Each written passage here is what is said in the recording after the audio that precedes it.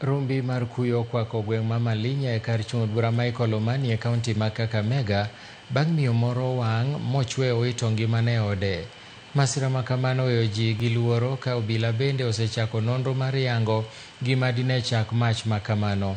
Jogweng' wacho ni od miyono nolor gi oko e seche manowang', manyiso ni nyalo bedo ni ng'ato ne nyalo bedo ni notimo njore ma kamano e yor nyoyiem.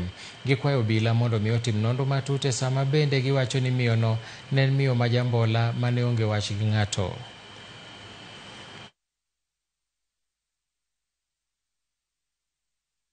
Saa 4:30 nilipigiwa simu, msichana wangu amechomeka.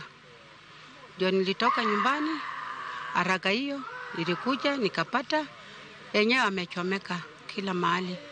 Nilipata hata nyumba bado ilikuwa na moto. Nilishangaa. Na huyu mtoto ni mtoto mpole, sijui ni nini, sijui amechomeka je.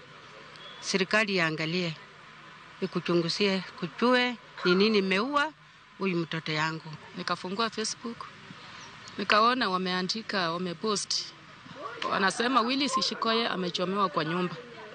Nikajaribu kupigia jirani yangu simu, nikamuelezea. Ilipofika 5:30 ikapiti nikuje huko. Nikuja nithibitishe, huyu msichana achokosangi mtu, ni mtu anajishughulikia, ni mtu anajitafutia.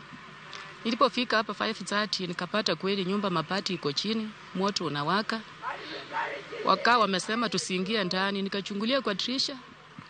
Nikaona mtoto wa mwenzangu amechomeka, amejikunja vibaya sana.